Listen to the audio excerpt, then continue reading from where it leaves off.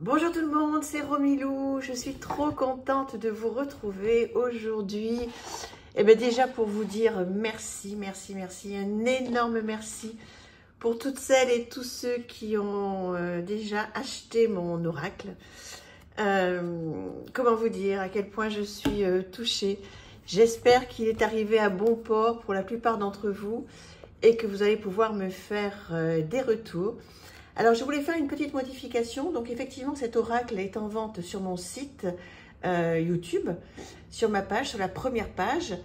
Je vous ai dit qu'il y avait un lien PayPal, mais il y a aussi, bien sûr, un lien pour payer en carte bleue normalement.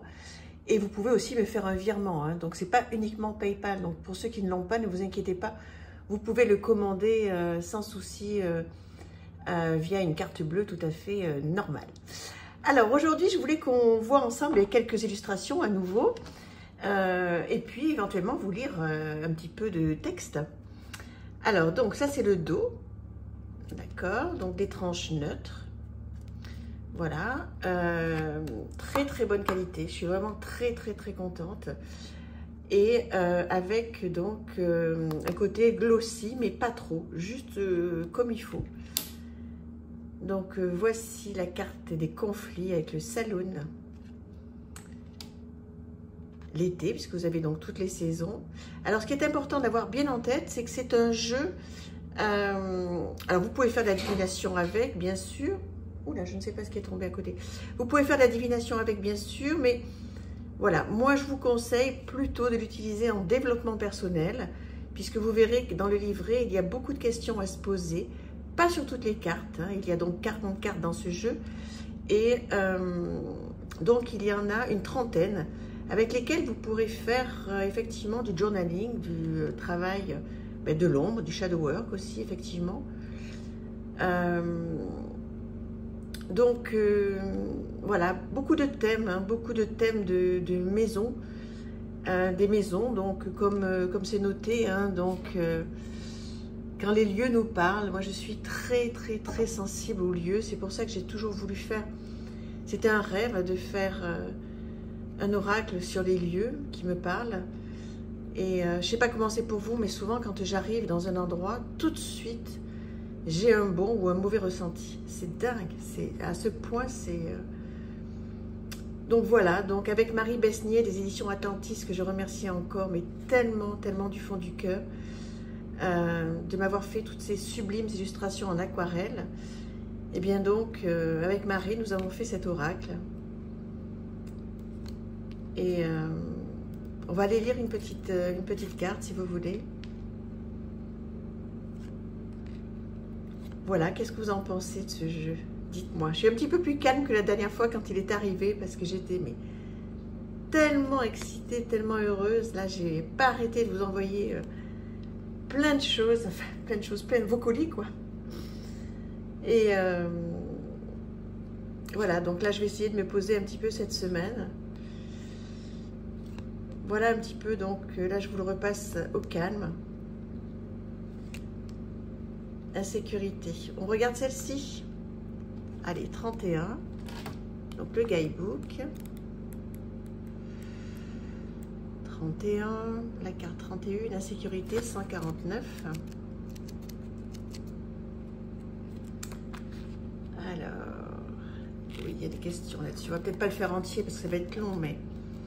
Donc, un livret, hein, 192 pages, tout en couleur et en papier glacé, très bonne qualité, là je suis vraiment contente.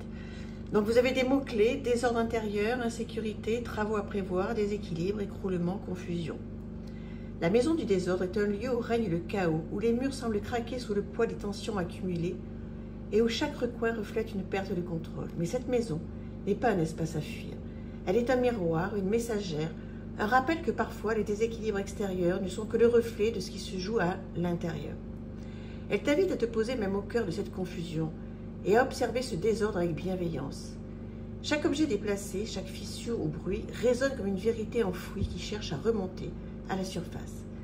Cette maison ne cherche pas à te punir, mais à te réveiller, à te montrer ce qui demande à être accueilli et transformé.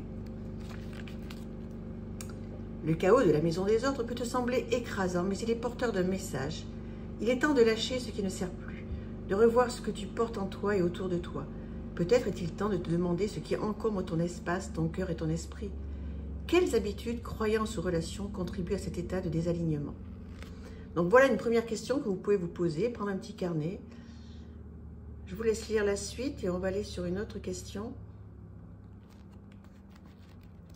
Qu'est-ce qui me surcharge? Qu'est-ce qui ne trouve plus sa place dans ma vie?